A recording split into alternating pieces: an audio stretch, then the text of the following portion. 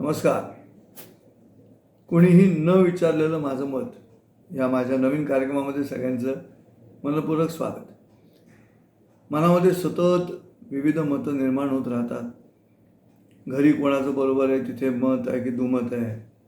मग सोसायटीमध्ये general body मीटिंगमध्ये कोणाचं मत बरोबर आहे. मग समाजामध्ये रस्त्यावरती ट्रॅफिकमध्ये कोण बरोबर चालवतं आणि कोणाचं मत बरोबर आहे. असं करत करत राज्य, राष्ट्र, मग अगदी आंतरराष्ट्रीय स्तरावरती जाऊन की अमेरिका, इराण आणि इस्रायल याच्यामध्ये नेमकं कोणाचं मत बरोबर आहे. या सगळ्याच मतांच्या वादळामध्ये माझं पण एक मत आहे. पण हे मत कोणाला सांगणार मी असा प्रश्न पडतो.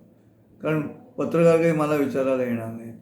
मग मी कोणाला सांगणार. घरामध्ये तुम्ही किती मोकळ्या मनाने मत देऊ शकता याच्यावरती तुमच्या घराचं सौख्य अवलंबून असतं. मग मित्रांमध्ये तुमची मतं म्हणजे काय असंच असतं, ते काही खरं नसतं. असं करत करत करत मी शेवटी विचार केला की हे जो मी जो आहे ते माझं जे मत आहे ते कुठेतरी सांगायला लागेल ना. म्हणून मग मी ठरवलं यूट्यूबवर आयट्यूब म्हणजे मी माझं मत सांगायचं. वमनं तरी होऊन जाईल, मोकळं तर मन होईल. कुठेतरी ती मतं साठवून ठेवायची आणि मग त्याचा रक्ताभिसरणावरती परिणाम होतो.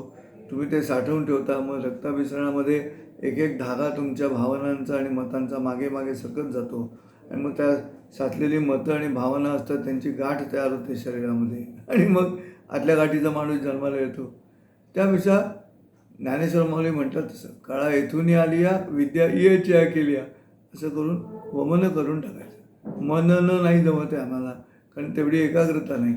मग न म्हणणं आम्हाला करायचं नाही आहे कोणाजवळ, कारण आम्ही शहाणे आहोत. आम्ही कोणाच्या पाया पडत नाही. किमान म्हणणं तरी करता आलं. मग ते करायला सुद्धा माणूस समोर आला तर अडचण. म्हणून मग असं मोबाईलवरती यूट्यूबवरती म्हणणं केलं की दृष्टी आठ सृष्टी. तुमच्या कॉमेंट्समध्ये तुम्ही तुमची मतं काय सांगताय माझ्या मतावरती, ह्याच्यावरती सगळी गंमत आहे. मग मी सांगतो की गंमत कर अशी भूमिका घ्यायची आणि आपली मतं सांगत राहायची. किमान शरीर शुद्धी तरी होत राहते, आपल्या डोक्याची बुद्धीची शुद्धी होत राहते या निमित्ताने. आणि अर्थातच आजच्या या पहिल्या कार्यक्रमामध्ये मराठी भाषेचाच मुद्दा आहे. कारण तुम्हाला आता नुकतंच कळलेलं आहे की मराठी भाषा काय पद्धतीनं दर्जा ठेवून आहे आपल्या सगळीकडेच, म्हणजे रस्त्यावरती ते विधानसभा काय दर्जा आहे तो आपल्या लक्षात आलेलाच आहे श्रोते. आणि त्यामुळे मातृभाषेची अशी अवहेलना जिथे होते तो समाज काही फारसा विश्वविजयी होऊ शकत नाही. जे आपल्या उच्चारांबद्दल ठाम असतात, जे हिंदीमधला खयाल असं म्हटलं की मराठी नट किंवा नटीला जर खयाल म्हणता येत नसेल तर ते चालत नाही. आम्हाला ते शिकून घ्यावं लागतं. खयाल काय इंग्लिशमध्ये 5 म्हणायचं की 5 म्हणायचं ते शिकून घ्यावं लागतं. आम्ही जर 5 असं म्हटलं, नंबर काय तुमचा 952 असं म्हटलं की गावंढळ माणूस असं शिकलेली मंडळी आमच्याकडे पण का इंग्रजी भाषेने त्यांचे उच्चार कसे करायचे याबद्दल नियमानं लोकांसमोर विषय मांडला आणि अभिव्यक्ती स्वातंत्र्याचा गैरफायदा घेतला नाही. त्यामुळे ते जमून गेलं. आमच्या इथे तसं नाही. आमच्या इथे कलावंत काय किंवा सगळेच काय, भाषा, भाषेची शुद्धता, भाषेची शुचिता हे सगळं बाजूला ठेवून दिलं.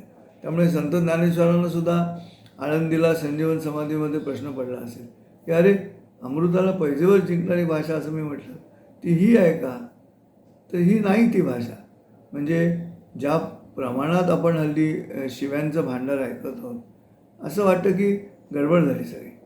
आणि याचं कारण इंग्रजी भाषेचा एक प्रभाव आहे. दुसरा मुद्दा असा होता की भारतामध्ये कुठलीतरी एक भाषा तर हवी संपर्काची. मग ती कोणती ठेवायची? मग ती हिंदी घ्यायची झाली तर दक्षिण भारत विरोध करतो. कारण दक्षिण भारताने सावध पवित्रा घेतला होता. औरंगजेबाला छत्रपती शिवरायांनी महाराष्ट्रात अडवल्यामुळे मोगल खाली गेले नाहीत. नाहीतर तोपर्यंत खालच्या दक्षिण भारताच्या लक्षात आलेलं आहे की हिंदी हा दरवाजा आहे उर्दू भाषेचा. आणि मग भाषा एकदा आत आली की सगळंच गडबड झाली. आणि हे सत्य आहे. म्हणजे आपल्यावरती 150 वर्ष राज्य करणाऱ्या इंग्रजांनी हेच लिहून ठेवलेलं आहे. त्यामुळे ऑक्सफर्ड हिस्ट्री ऑफ इंडियामध्ये स्पष्ट मुद्दाच आहे की if you want to destroy people's culture and its identity you have to undermine its religion and its language. We the British did that as India's rulers. भाषा आणि धर्म ह्याच्याखाली सुरुंग लावून दिला की काम झालं, संस्कृतीचा विनाश. आणि तसंच करतं आहे. संस्कृतीचा विनाश नक्की आहे. याचं कारण का? तर भाषेखाली सुरुंग लावलेला आहे आणि धर्माखाली सुरुंग लावलेला आहे.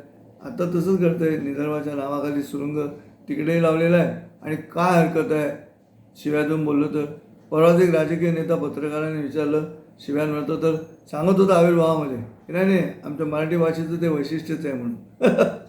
सुंदर भाषा कधी ऐकलेलीच नाही, त्याचा परिणाम आहे असतो. असो, मला असं वाटतं उपाय केवळ प्रश्न इरकली लुगड्यात नेसवायचे आणि जगासमोर मांडायचे म्हणजे साहित्य निर्मिती नव्हे किंवा कार्यक्रमही नव्हे. नुसते प्रश्न मांडून काही निघत नाही. मला असं वाटतं की दुर्दैवाचं साहित्यिक वर्णन करून त्यांचा जितका प्रचार होतो तेवढी त्यांची उत्तरं शोधली जात नाहीत. तेव्हा आपण एकतर उत्तर व्हायचा तरी प्रयत्न करायचा किंवा माणसाला उमेद वाटेल असं तरी बोलायचं, असा मी संकल्प केलेला आहे. पण मला असं वाटतं की 1ली ते 4थी 100% मराठीच, दुसरी भाषा नाही.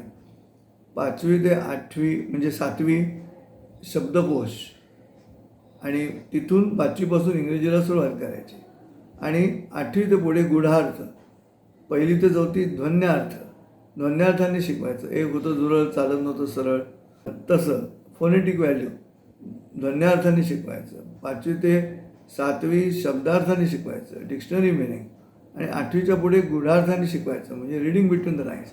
असं जर शिक्षणाचे 3 टप्पे केले तर पहिल्या 4 वर्षात सुंदर मराठी जर मुलांना शिकवलं 4थीपर्यंत, तर मला वाटतं 5वीपासून शिकल्या जाणाऱ्या इंग्रजी भाषेतली सौंदर्यस्थळं आमच्या मुलांना आधीच ठाऊक असतील. कारण मराठी भाषेच्या डोंगरावरती ते आधीच फिरून आलेले असल्यामुळे उंच डोंगरावर गेल्यानंतर कुठे बघायचं असतं आणि काय बघायचं असतं, कसं बघायचं असतं याचं ज्ञान त्यांना आधीच 4थीपर्यंत मिळणार आहे.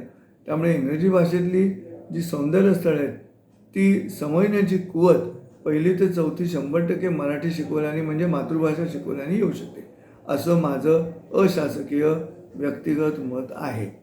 तेव्हा न विचारलेलं आहे कोणी, पण मी आपलं तुम्हाला सांगितलं. तुम्हाला काय वाटतं ते जरूर मला कॉमेंटमध्ये कळवा. दर बुधवारी कोणीही न विचारलेलं माझं मत मी आपल्यासमोर मांडणार आहे. आपण कॉमेंटमधून आपली मतं द्या.